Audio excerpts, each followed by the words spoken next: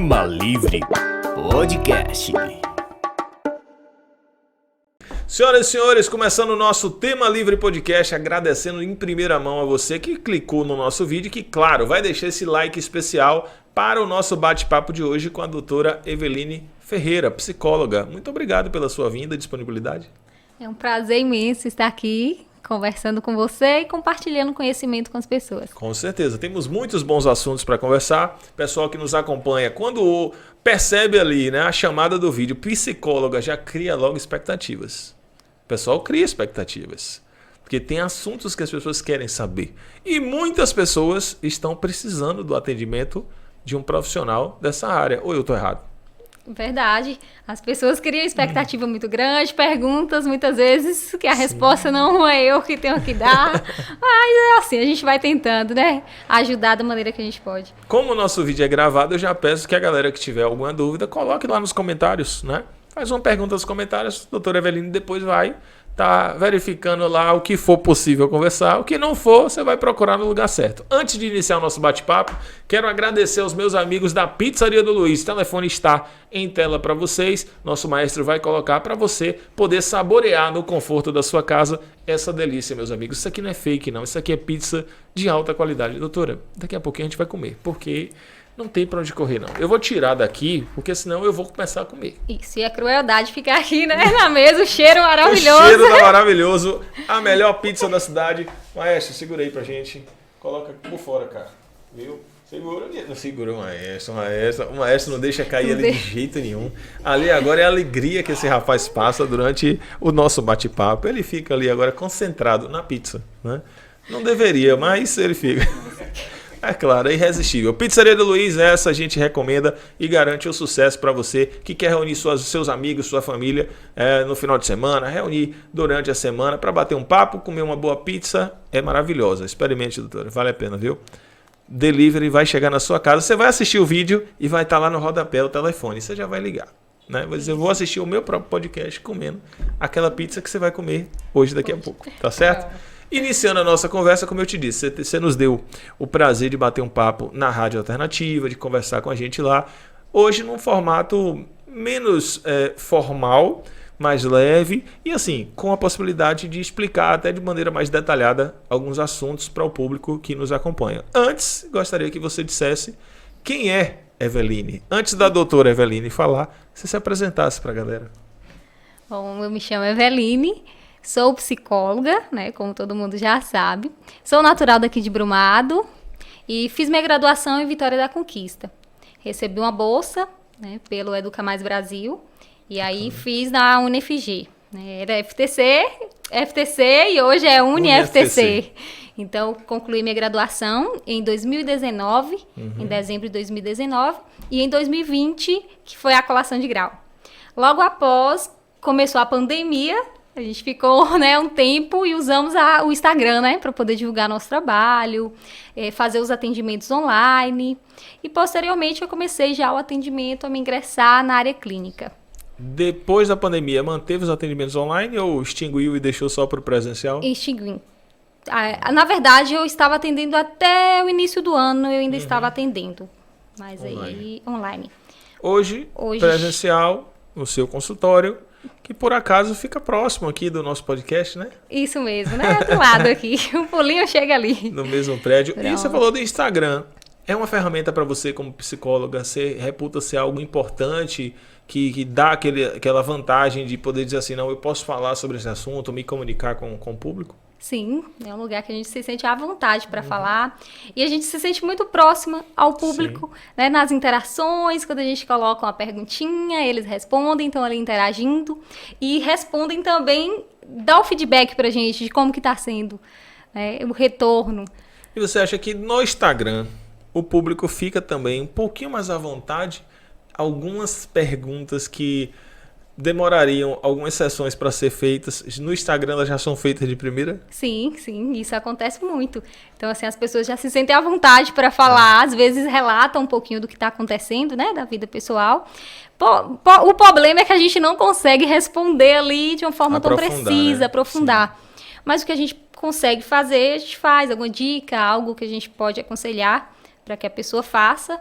é evidente que como psicóloga deve receber esse feedback muito mais.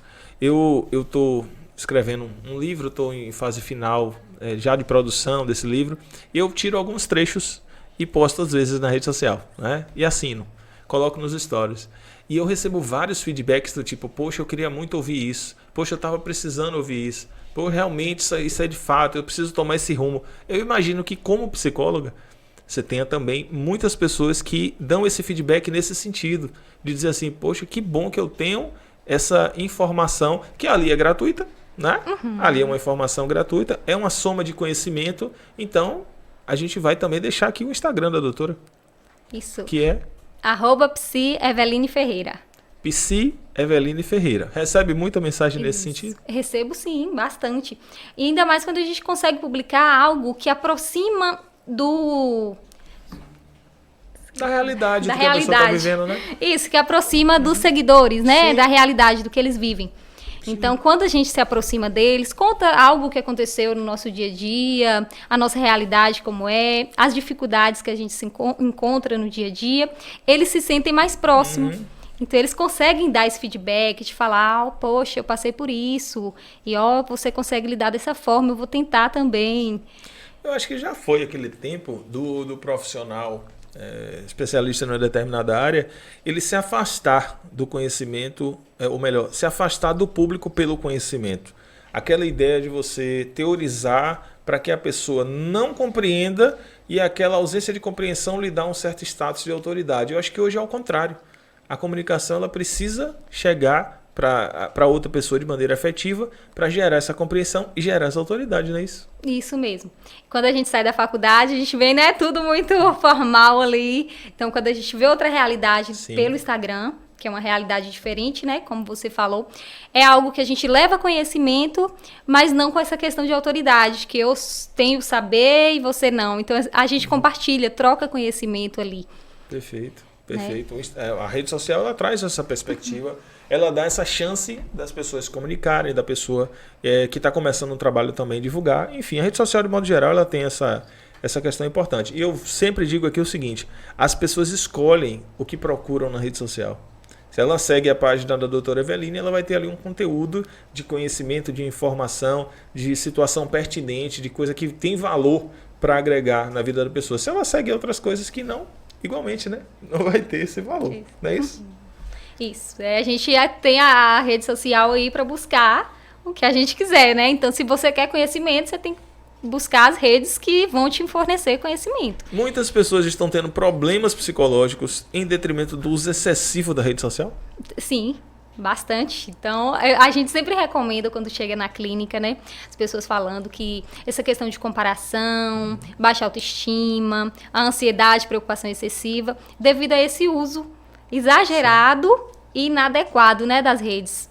Por que inadequado? Porque acaba pesquisando por coisas que não vão te agregar em nada. Vão gerar mais ansiedade, né? Mais preocupação. E o algoritmo, ele é cruel.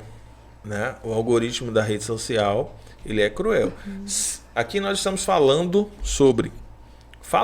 nós vamos conversar sobre a área, falando psicóloga, etc, etc.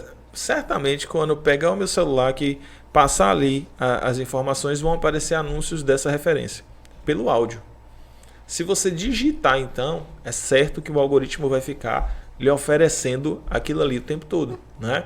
E aí entra justamente essa questão. Se a pessoa pesquisa, procura, consome aquele tipo de conteúdo que não agrega, ela vai ficar recebendo mais aquilo porque entende que é o que ela gosta. Né? E é isso que acontece. Então, buscar aí por questões que vão agregar na vida de vocês. Exatamente. Então, como você falou, tá gratuito aí, né? Vários profissionais divulgando conhecimento, trocando conhecimento, ali, respondendo as suas dúvidas.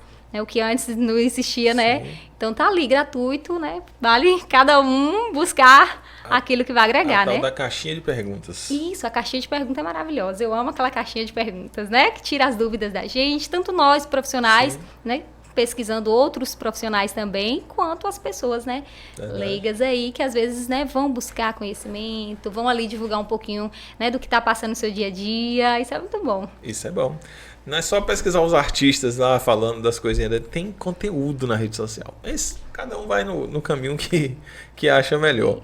Hoje, o principal fator das pessoas procurarem um atendimento de um psicólogo, da psicóloga, ainda é uma questão voltada à ansiedade, a algum distúrbio específico, ou é muito genérico, tipo, cada hora parece uma coisa diferente? É muito genérico, para mim sim, porque eu atendo públicos diversos. Então, ansiedade é o tema maior que tem, né? Então, ansiedade, várias pessoas já chegam com descrição de sintomas e sinais de ansiedade. Sim. Porém, chega outras coisas, vários outros sintomas, muitas vezes em busca do autoconhecimento, né? O que é ansiedade, doutor? O que é ansiedade? Ansiedade seria uma preocupação excessiva, né? O medo, né? E as pessoas me perguntam, e ansiedade e medo são a mesma coisa? Aí eu sempre falo que é duas faces da mesma moeda. Por quê? O medo. O que seria o medo? O medo seria, por exemplo, você vai sofrer tem um assalto em sua casa e ali tem um medo real. Você tá com medo do que aconteceu, a pessoa é violenta ali. Se não tiver, aí é o problema, né? Ou pelo menos estranho. Isso, né? Aí a gente já vai desconfiar, né? Que é algo... O medo vai ser... Na maioria das pessoas vai sentir. Então, é um medo real. Já a ansiedade é um medo que é subjetivo. A gente não é palpável, a gente não consegue ver. É um medo de quê? Muitas vezes chega no consultório, é um medo. E a gente vai investigar, esse medo é de quê? Não consegue descrever. Entendo. É um medo que não é... Não tem necessariamente um objetivo, uma coisa que está acontecendo eminentemente, ela está fantasiando, talvez, esperando. É o exemplo do roubo numa casa, né? Uma coisa está acontecendo, outra coisa é a pessoa ficar imaginando que vai acontecer. Isso. Aí muitas vezes a gente fala, do nada não acontece, nada vem do nada. Sempre tem algo aí que a gente vai buscar para saber de onde que veio essa ansiedade. O que foi que ocasionou, né? Quais foram os gatilhos que me fizeram sentir assim? E a gente vai investigar. E esse acompanhamento profissional, é evidente que num podcast, numa rádio, numa conversa, a gente não consegue trazer a abordagem de todas as pessoas. E nem poderia criar aqui diagnóstico específico de uma pessoa ou outra. A pessoa precisa passar pelo profissional, ser atendida, etc. Mas, a nível mais geral, falando mais ou menos para quem está nos acompanhando, ter aquela ideia. Alguns fatores que são prejudiciais. Por exemplo, as pessoas costumam medir muito a sua situação por situações próximas. E às vezes acabam tomando rumos totalmente diferentes. Porque a pessoa do lado tem um tipo de transtorno, de ansiedade, de alguma situação, a pessoa começa a se intitular com aquilo, não procura o acompanhamento e isso gera outros problemas. Isso acontece muito também, né? Acontece bastante. Né? Tanto essa questão de pessoas próximas, quanto na internet. Então, muitas pessoas, né, vão ali... O famoso Google. Então, tá sentindo alguma coisa, né? Vai no Google, pesquisa. Na maioria das vezes vai aparecer os sinais de ansiedade ou qualquer outra patologia. E aí as pessoas acabam olhando ali superficialmente. Então, a gente sempre fala que o critério diagnóstico, às vezes, é 3, 6 ou mais critérios. Aí as pessoas veem 2 sinais ali e já acham que tem aquilo. E, às vezes, olhando tanto para aquilo, pensando tanto naquilo, interiorizando tanto aquilo, ela começa, de fato, a sentir algumas situações, né? É chamado psicossomático, né? Onde a gente somatiza aquilo que a gente está vendo, aquilo que a gente não consegue internalizar.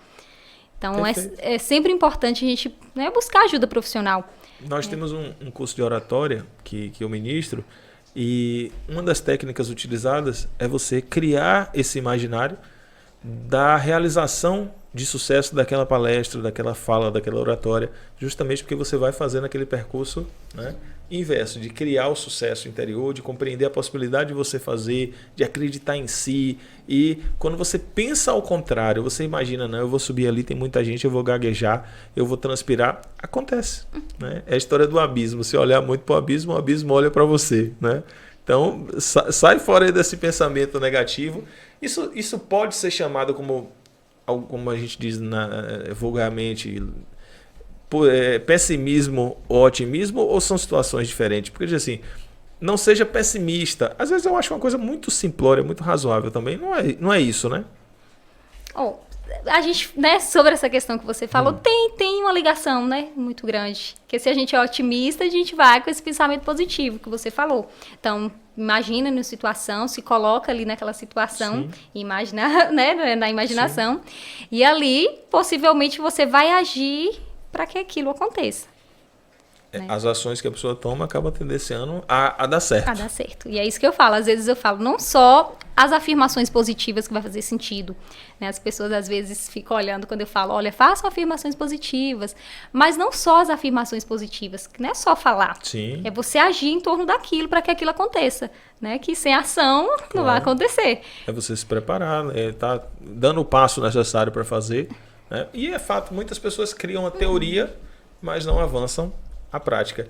E a teoria sozinha, ela não vai resolver muitas coisas, não. Isso.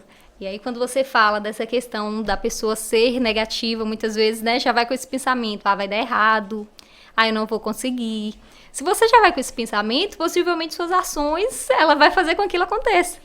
Eu não sei a doutora, mas eu não gosto de andar com pessoas, não gosto de conviver com pessoas que para cada situação ela apresenta um problema, né? Para cada coisinha que vai acontecer, ela põe uma dificuldade. Ah, não, mas eu sou realista. Não vem com esse negócio de realista, não. A realidade a gente cria também. A gente corre atrás ali, vai ajustando e vai fazendo. Eu me afasto desse tipo de pessoas. De certa forma, a gente sempre fala sobre essa questão, né? De buscar pessoas que são positivas, Sim. Que vão te mostrar ali, olha, tem uma possibilidade, tem um caminho ali. Não falar, não vamos tentar não vou tentar não, já não dá, e aí coloca empecilhos. Tem uma nomenclatura que o pessoal usa muito hoje, que é o relacionamento tóxico, né? Isso. Faz sentido nessa abordagem que a gente conversou aqui? Faz parte também disso? Ou é outra coisa? Não, faz parte. O relacionamento tóxico, ele não precisa ser necessariamente um relacionamento amoroso.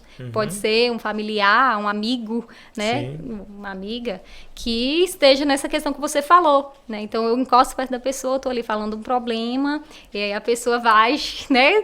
Coloca você mais para baixo. Não tenta falar, não, vamos tentar. E quem está próximo causa mais estrago. Isso, questão afetiva, né? O vínculo ali afeta muito. Então, às vezes, o que o outro fala, você não conhece, fala algo com você, talvez você não vai levar. Quando uma pessoa próxima ali, né, familiar, ou alguém que você considera mais, né? Você vai pegar aquilo para si. É verdade. Eu atuo muito em direito de família e eu percebo nessas questões de divórcio, principalmente na dissolução de matrimônio, que tem muitas vezes aquela pessoa que chega com a amiga ou o amigo. Né? Geralmente é a amiga.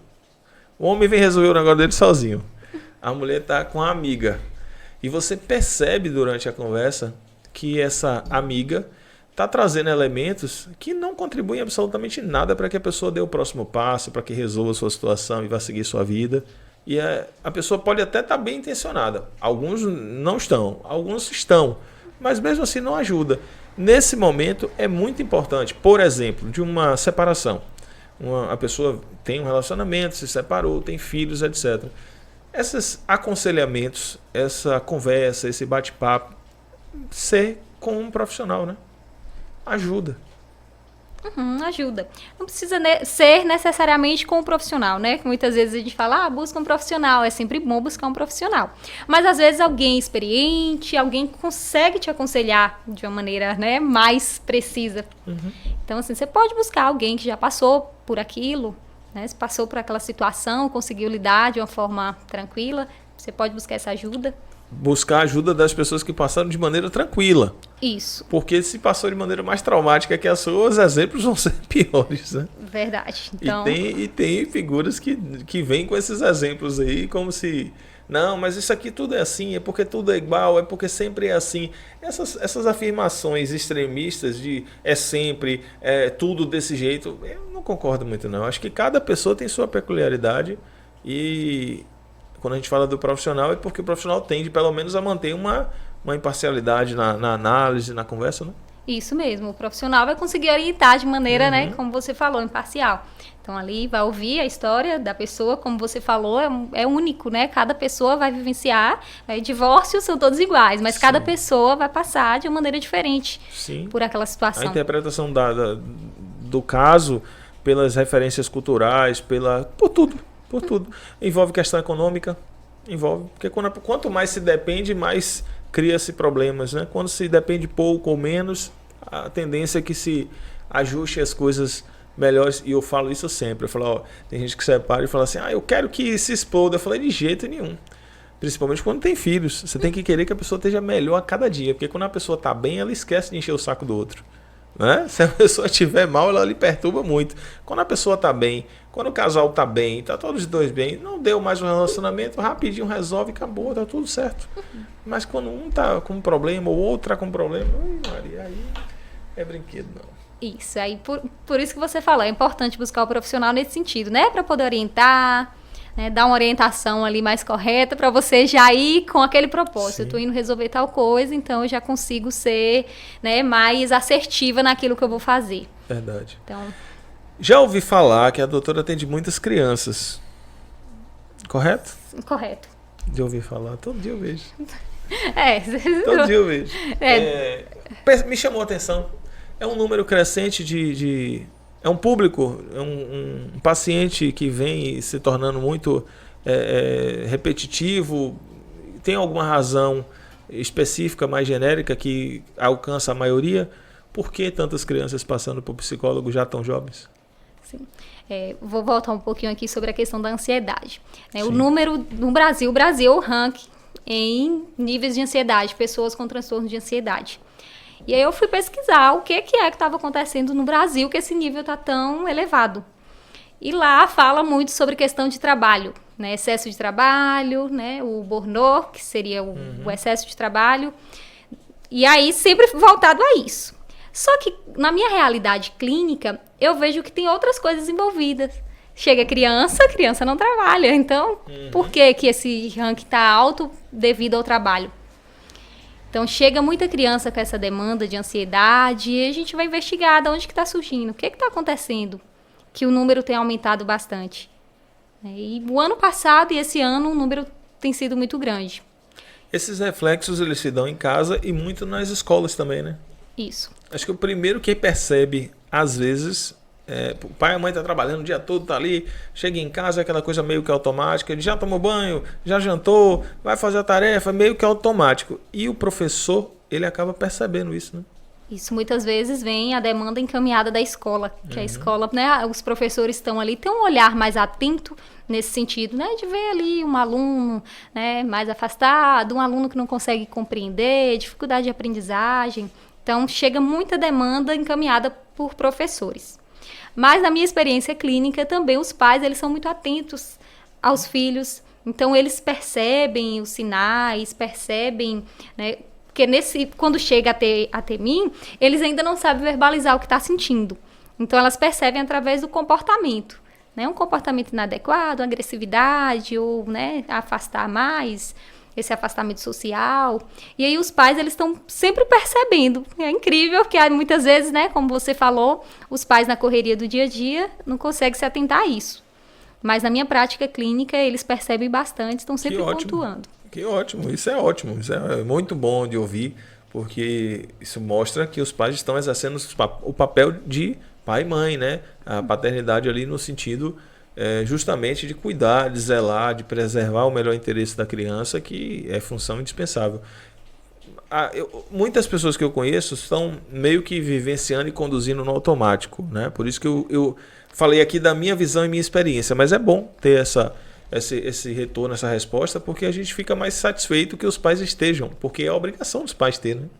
Isso, muitas vezes a criança ela não consegue ali verbalizar o que está sentindo, não consegue nomear, né, as emoções, e através, né, dos adultos que conseguem perceber e passar isso para a criança. Então, assim, se eu estou vendo que minha criança está mostrando um comportamento inadequado ali, né, um comportamento mais agressivo, fazendo birras recorrentes, ou, né, se isolando, eu preciso me atentar a isso. Esse acompanhamento, ele, por exemplo, voltado à criança, ele é só com a criança ou ele envolve a criança e os pais para a identificação desse problema?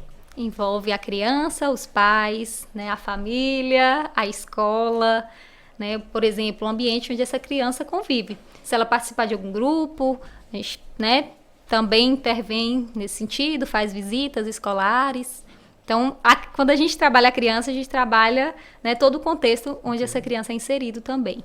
É um conjunto, né? É um trabalho Até porque para identificar o principal problema ou o principal fator que está alterando aquela questão, seria necessário, de fato, pesquisar por todos. Isso, que a criança ela vai se comportar em ambientes, né, de maneira diferente. Então, é aquela história do homem é produto do meio que vive? Isso mesmo. Então, a gente vai investigar o meio também, né, para a gente saber o que está acontecendo ali. Pois é, tá vendo mais? Isso é importante. Procurar saber por que você come 18 fatias de pizza por podcast. Tá falando lá. Comeu metade. Eu acho que a gente fala assim, dá uma pausa aqui, a gente ir lá comer e voltar. Pronto. Eu acho prudente. Mas brincadeira, ele não é doido, joga água nele aqui, se liga. É verdade. E você falou no início da conversa sobre autoconhecimento. É algo que faz muita diferença na vida das pessoas, a pessoa se conhecer? Sim, com certeza. Quando a gente se conhece, a gente consegue fazer escolhas mais assertivas. Então, assim, se eu sei que eu gosto de algo, consequentemente eu vou fazer aquilo, né, que eu gosto, um trabalho, né, na escolha de um trabalho, de uma profissão, né, de um curso que você quer fazer. Então, eu preciso me conhecer. Se eu não me conhecer, eu vou fazer escolhas aleatórias, né, no automático. Quem não sabe para onde vai, qualquer caminho serve. Qualquer caminho serve. É isso aí. E aí, no final das contas, fica às vezes mais distante de onde queria. Tem gente que é engraçado e fala assim, não, mas pelo menos eu estou fazendo alguma coisa. Uma vez que eu desenhei no papel, eu falei, ó, aqui está o seu objetivo e aqui está você. Eu vou fazer alguma coisa. Aí eu estou fazendo para cá. O que foi que aconteceu? Eu fiquei mais distante do meu objetivo. Nem sempre é fazer, ou como a gente diz, né, a velocidade, né? É você direcionar o potencial de energia para o lugar certo. Quando a pessoa tem um autoconhecimento, ela tem mais segurança nas suas ações, não tem? Isso mesmo. Tem mais segurança porque você está fazendo aquilo que você sabe, que você gosta, que você vai se sentir bem. Então, se eu me conheço, eu não vou me colocar em situações que vai me deixar desconfortável. Sim. Então, seria esse algum fundamento que justifique a timidez? Ou pelo menos permeie alguma questão desse tipo? Porque muitas pessoas se dizem tímidas. Ou a timidez é muito mais complexo do que isso? A timidez é um pouquinho mais complexo, mas envolve também, né, o autoconhecimento. A gente também trabalha. O autoconhecimento é em diversas abordagens, né, diversas patologias a gente consegue trabalhar. Sim. Né, foi como eu falei, chega a pessoa a ter meu consultório, às vezes não tem algo, eu tenho depressão, eu tenho um diagnóstico de ansiedade. Eu quero me conhecer, eu quero saber um pouquinho, né, de quem eu sou, né, para onde, que direção eu tenho que tomar. Bacana. Então, o autoconhecimento ele serve para, né, várias outras coisas. Isso é, inclusive, importante para desmistificar aquela ideia de que procura-se apenas o psicólogo, né, quando se está tendo um problema. Não, mas eu estou com um problema disso, um problema... Não, o autoconhecimento, por exemplo, é uma boa alternativa da pessoa procurar, né? Isso mesmo. Então, às vezes a gente fala... quando vai buscar psicoterapia. Quem são as pessoas que precisam, né, de psicoterapia? A gente fala, se alguém quer buscar por conhecimento, busca a terapia, que a gente ajuda, né, nessa questão do autoconhecimento, né, da autoanálise, né, de aprender a conhecer os sinais que seu corpo dá. Então, é através do autoconhecimento a gente consegue. Eu falei da timidez e me remeti o pensamento aos jovens que geralmente... não tem um conhecimento pleno de si em vários aspectos, pelo contrário, tem muitas incertezas, muitas dúvidas, né? E isso reflete no comportamento, na relação social, no relacionamento. Tem jovens que são extremamente introspectivos, que não conseguem se relacionar, às vezes gostam de uma menina, quer paquerar, mas não tem coragem. Isso passa por essa questão de não ter essa segurança, de não ter essa identidade ainda formada, né? E isso passa, sim, pela questão da timidez, foi como você falou. Então, permeia muito essa questão, né? A timidez, se eu não me conheço, consequentemente, eu vou me retrair, tenho vergonha de falar ali o que eu sinto. Sim. Que a timidez é muito isso, né? Então, é as emoções um pouquinho reprimidas, né? Eu não consigo colocar um pouquinho ali do que eu sinto, como eu sinto. Muitas vezes isso em casa, né? Começa de casa e depois, né, a gente vai levando para outros relacionamentos. É um ponto interessante. Essa crença que já vem embutida no nosso dia a dia, né? Uhum. A gente já vem trazendo isso meio que no automático, né? Isso mesmo, as crenças limitantes, né? Que a gente traz, né? Lá de trás, que a gente aprendeu, não sei aonde, né? Na infância. E esse desatar de nó é difícil?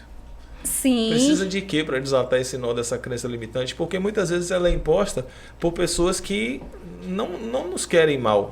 Elas são colocadas pela interpretação que as pessoas têm daquele tempo, daquela forma, daquele momento. Nós estamos num momento e tempo e tudo diferente, né? É muito complicado desfazer esse nó. Muito complicado.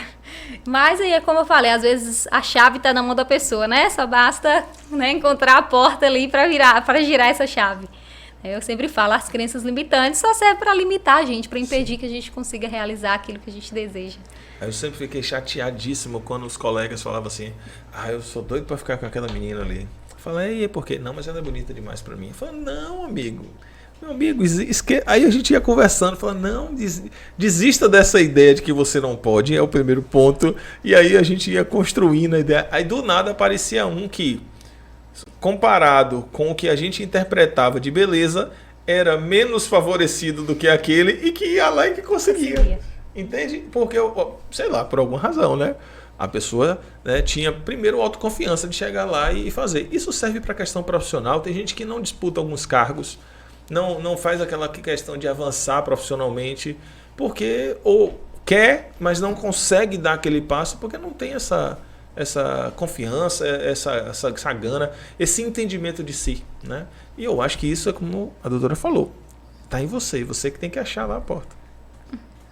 Tô certo? Isso mesmo. Se eu tiver errado, você fala, você está completamente equivocado. Não, tá corretíssimo. Se eu tiver, você pode falar, que o maestro corta tudo depois. Mentira. Não, faz sentido sim. Tudo que você falou faz sentido. Para quem está buscando um emprego, ou quem vai numa entrevista de emprego, bate a cara e volta na porta e vai e volta e percebe, fala, mas estou achando que está faltando alguma coisa em mim. É recomendado uma conversa, uma busca de um profissional para tratar sobre isso? Sim, é importante, né? Que a gente consegue fazer uma autoanálise. Porque talvez sozinho ele não consiga. Então precisa de uma presença de outra pessoa ali, né? Que possui um saber teórico ali para poder te aconselhar. Então talvez em uma conversa você consegue, né? O psicólogo não vai te dar a resposta, mas ele é uma ponte ali entre você e a resposta que você quer encontrar. A pessoa vai uma vez e quer uma resposta que ela passou um monte de tempo sem saber. E quer que você naquele primeiro momento fale, agora eu já sei. É isso mesmo. Trocar o livro por uma bola de cristal na mesa talvez seja mais rápido. Às vezes as pessoas chegam com essa ideia, né, de querer uma resposta pronta, acredita que o psicólogo tenha, né, tudo ali, né, então você fala uma coisa, eu tenho uma resposta para aquilo. E não é assim que acontece. Então é como você falou, muitas vezes o problema está ali instalado há anos, na sua infância ali, porque que em uma sessão, a única sessão, a gente vai conseguir mudar isso. Então, assim, é preciso mais tempo, né? Conversas, né? Se conhecer. Muitas vezes você pode estar diante do melhor profissional, mas se você não está disposto, né, aberto ali à mudança, nada vai acontecer. É verdade. Em todas as áreas, né? Se a pessoa não disser, o outro profissional dificilmente vai conseguir compreender aquela dor, aquele incômodo, aquele inconveniente, onde é que incomoda ou por que incomoda. A área da psicologia eu acho fantástica, eu acho muito ampla para uma análise, ao tempo que muitas pessoas não conseguem se conter no seu próprio quadrado de conhecimento e reconhecer que existe um aprofundamento que é do profissional. Se a doutora pensa diferente, me diga. O que é que eu quero dizer com isso? Muitas pessoas começam a se achar psicólogo, psicóloga, por ter um conhecimento razoável sobre alguma dessas questões, né? Começam a querer bancar essa função de psicólogo, de psicóloga, e o pior, às vezes, nem sendo questionado, já quer ir lá dar diagnóstico. Isso, e acontece muito. Hoje em dia a gente, né, nas mídias sociais aí a gente tem encontrado bastante isso, principalmente em casos infantis. Então, né, às vezes as pessoas ali estão filmando algo, aí a pessoa já vê um comportamento que não é igual aos demais, então acaba fazendo o diagnóstico. Então, é como você falou, muitas vezes precisa o profissional ali que tem um conhecimento para falar. E muitas vezes a gente não fala em apenas uma visão, uma foto, muitas vezes, né? Então, ali ela está limitando o tempo. Rede social a gente mostra o que a gente quer. Claro. Então eu mostro as pessoas mostram uma parte da sua vida. É porque na verdade é o seguinte, tem pessoas que acabam postando muito de si no sentido de aparecer mais do que a própria situação, do que o próprio fato, do que a própria imagem. Por exemplo, Imagine que a pessoa vai a um determinado local, um local muito bonito, e a todo instante ela faz o que a gente chama de selfie, né? Ela tira uma selfie. Então você tem uma paisagem maravilhosa, linda ao fundo, e a pessoa está atrapalhando, botando a cara dela na frente, né? Isso acontece com um intervalo de tempo de 5 em 5 segundos, a pessoa está tirando uma foto. Está tirando uma foto. Eu pergunto no seguinte sentido, as pessoas que fazem isso, elas estão tendenciando a algum tipo de desvio de comportamento ou é moda e as pessoas estão... O que é que você acha? Porque tem perguntas que, tecnicamente, você precisaria avaliar, mas você acha o quê? Aliás, quem acha sou eu, a psicóloga tem que responder. Pronto, vou tentar te responder aqui. Do jeito que você quiser responder. Pronto. Muitas vezes é como você falou, moda também, né? Uhum. Uma forma de você se mostrar que tá ali no ambiente, que tá ali no lugar, uma forma de narcisismo, né? O eu, né? Me ver como é, né? Que eu tô aparecendo ali naquela rede social. Tem muito envolvido isso. Eu acho um absurdo, né?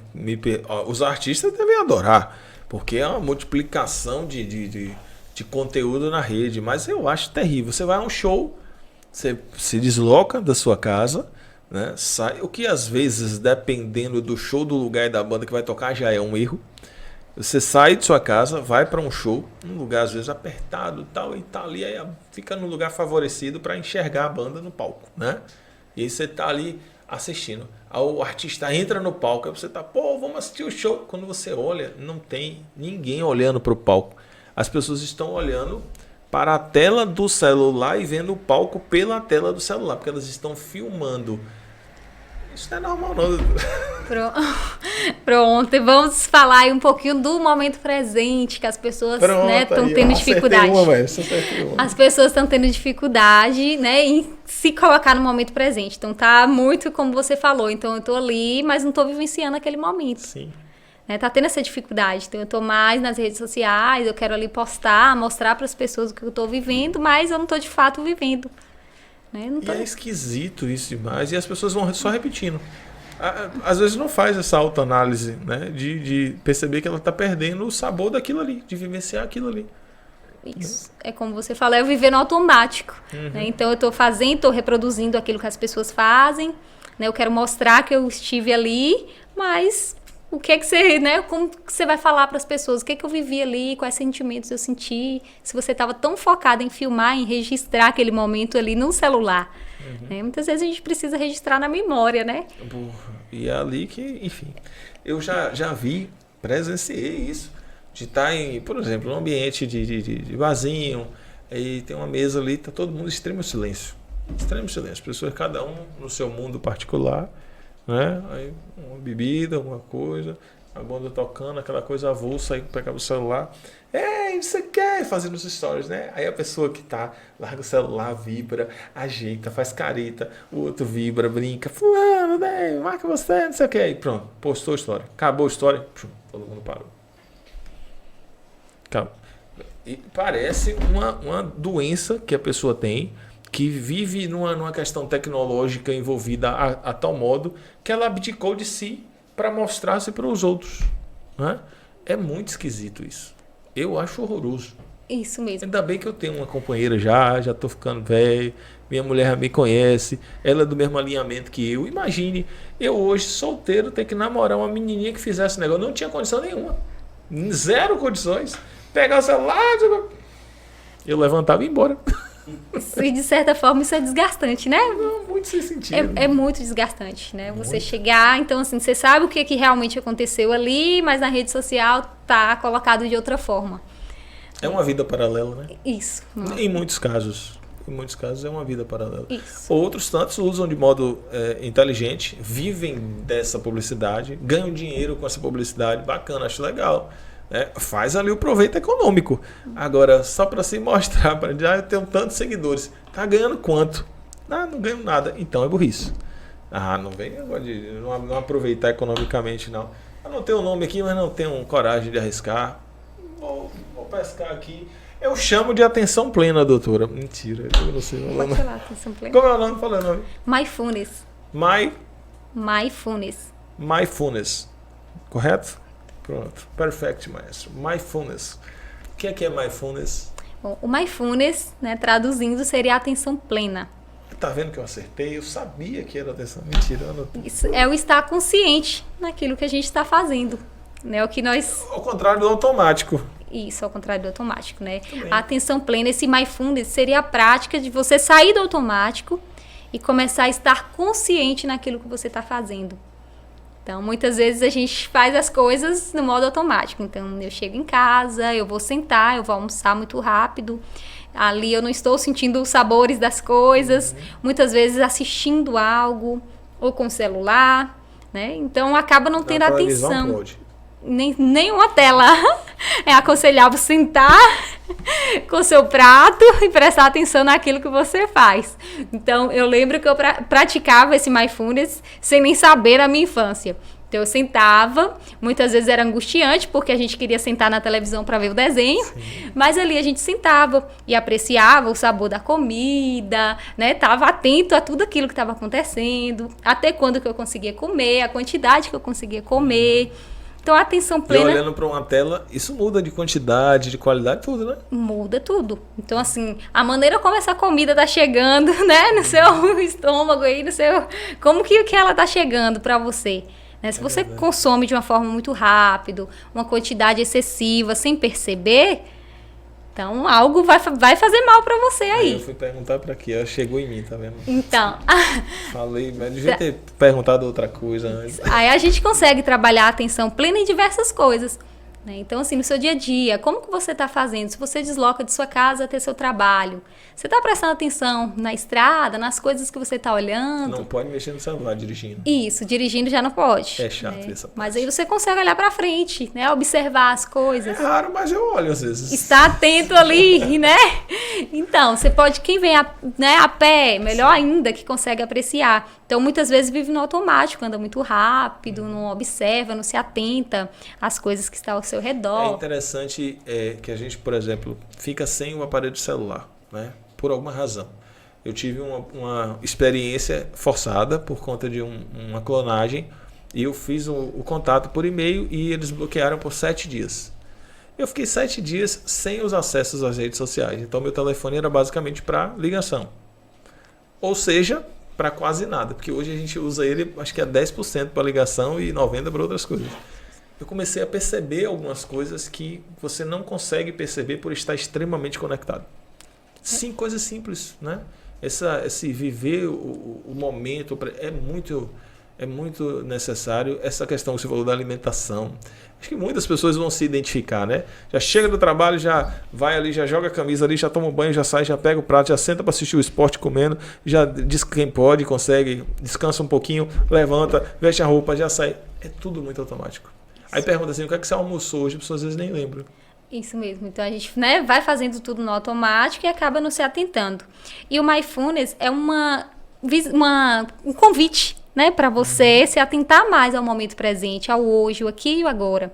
Eu estou aqui nesse momento, o que eu vou fazer daqui a pouco, né, não faz sentido agora, eu preciso apreciar esse momento. Isso. Então, muitas vezes a gente não está fazendo isso. Sim. Seria um dos fatores também para alguns relacionamentos estarem colhendo problemas, as pessoas não estarem vivenciando um ao outro, olhando, enxergando o outro, as suas necessidades, a questão mais básica possível do dia a dia, que é perguntar como é que está, quer conversar, quer dialogar. A maioria dos casais não conversa. A verdade é essa. A maioria dos casais. Aí você vai falar, como assim? Tem gente que parece que vem para intrigar a humanidade, que procura alguém que ela não gosta e se junta e casa para causar briga durante o resto da vida, porque não faz sentido, né? Mas trazendo isso para um dia a dia. E os relacionamentos estão colhendo esse prejuízo também por conta disso? Sim. Se eu não me atento, né? Muitas vezes eu falo da atenção plena porque a gente trabalha, começa a se conhecer, né? Conhecer, se autorregular.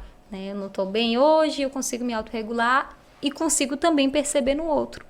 Então, a partir do momento que eu consigo perceber em mim, eu estou atento a isso, eu consigo perceber no outro. Então, eu vou chegar em casa, possivelmente eu vou encontrar com o meu noivo, e aí eu vou observar como que ele tá, como que ele chegou do trabalho, e a gente vai se atentar a isso. Se a gente vive no automático, possivelmente a gente vai chegar, não vai se atentar a nada, né? Vai viver... E a repetição vai só somando o problema, vai agravando, vai afastando.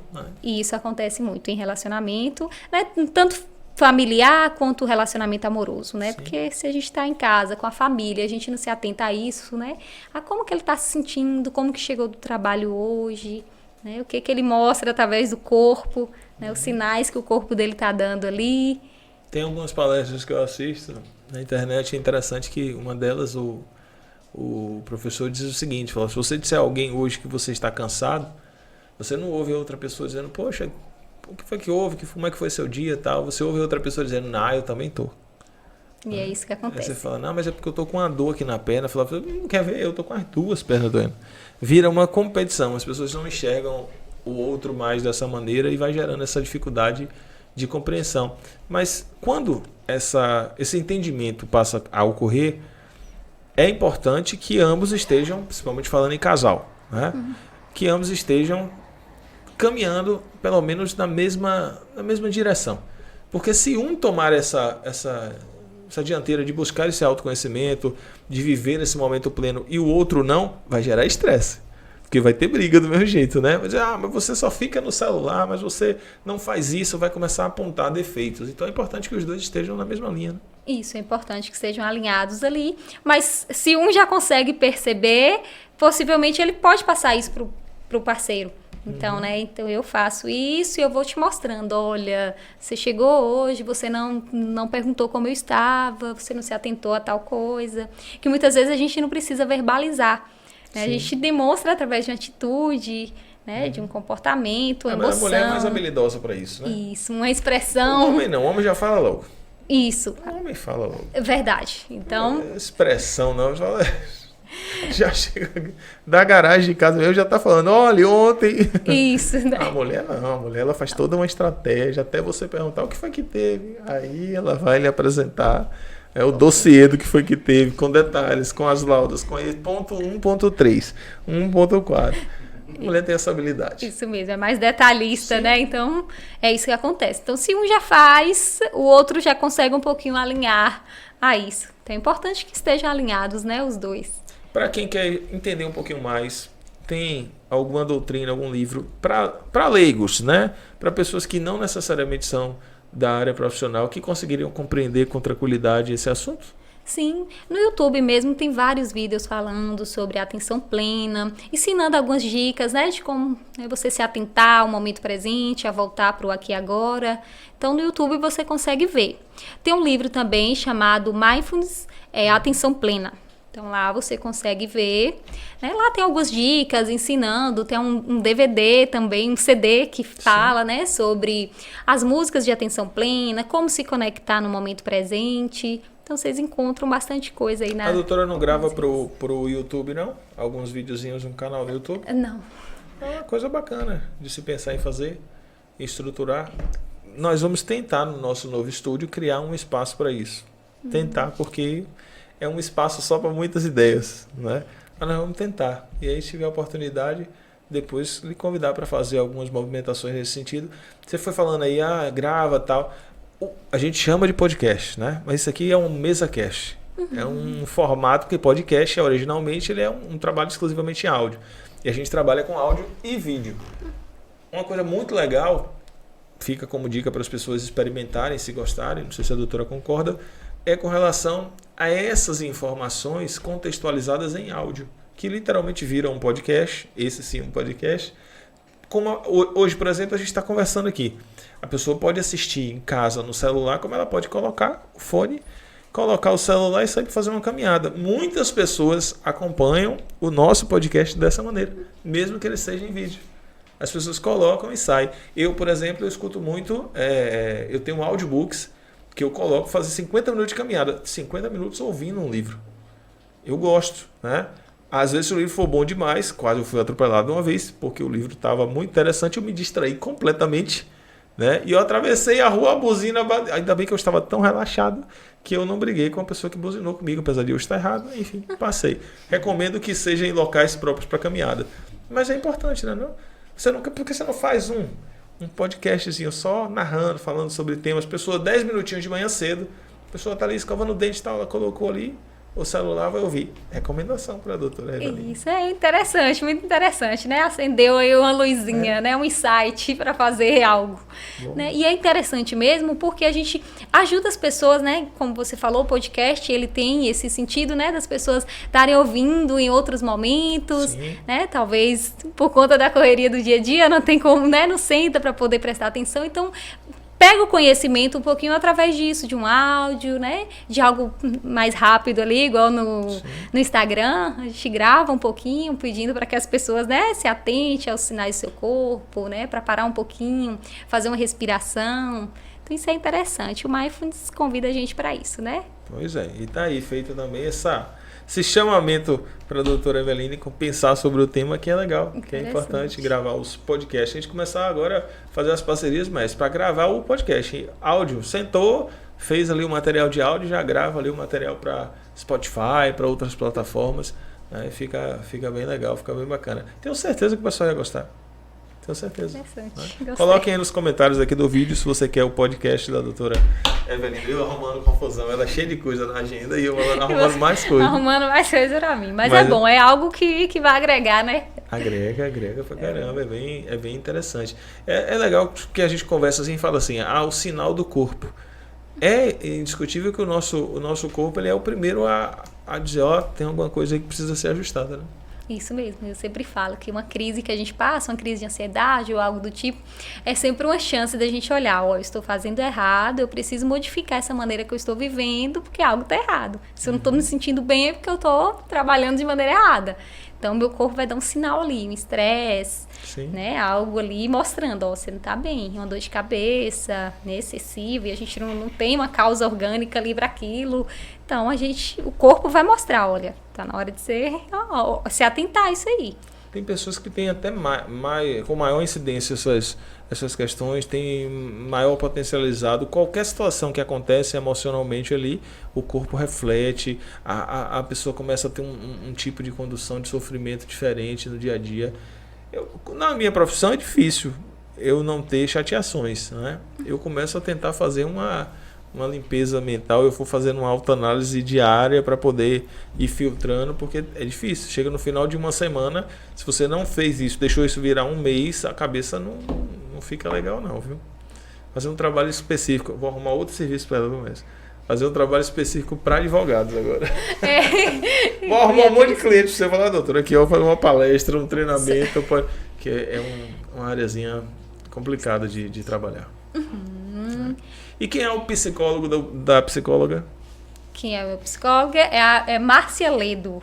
Que é psicóloga? Tem um psicólogo? Tem, sim. Psicólogo ou psicóloga, né? Isso mesmo. Hoje eu já não estou fazendo análise, né? Parei um tempinho, mas já fiz bastante com a doutora Márcia Ledo, maravilhosa. E hoje eu parei um pouquinho, mas sempre quando vem alguma demanda, quando a gente não está dando conta de algo, né, na vida pessoal, a gente busca ajuda profissional. Se a psicóloga busca uma psicóloga, imagine eu e você que não somos dessa área. Quando precisa, tem que procurar. Tem que procurar. É preciso, né? E muitas vezes a gente não consegue perceber. Então, nossa, o coleguinha ao lado falando, não leva como ofensa, não. Então, leva como algo bom, né? Tá ali aconselhando a você buscar ajuda profissional. Perfeito. Repete o Instagram pra galera aí. Psi Eveline Ferreira. Vai colocar na margem do vídeo, né, maestro? Pra galera seguir. E pra mim só resta agradecer a oportunidade de conversar mais uma vez contigo, de falar sobre alguns assuntos. Né? Obviamente, se a gente for puxar agora aqui, se eu abrir um livro de psicologia e pegar por tópico, a gente fica aqui até segunda-feira. Mas vamos deixar o pessoal com um gostinho de quero mais. Em breve a doutora Eveline já volta nos estúdios novos, né? Assim espero. Assim espero, né? Também. Espero o convite. Obrigado pela sua vinda. Muito obrigada, agradeço pelo convite. Foi um prazer imenso estar aqui. Né? Já estive outra vez com você, mas agora foi algo, né, mais leve, mais tranquilo. E espero vir mais vezes. Gostou não? Vou perguntar, gostou não? Sentiu a rádio um ambiente mais pesado e aqui menos formal ou não? Isso. Não fez diferença? Tem diferença. Eu senti aqui um ambiente mais leve, né? Mais tranquilo, que a gente consegue, né, falar mais livremente. Sim.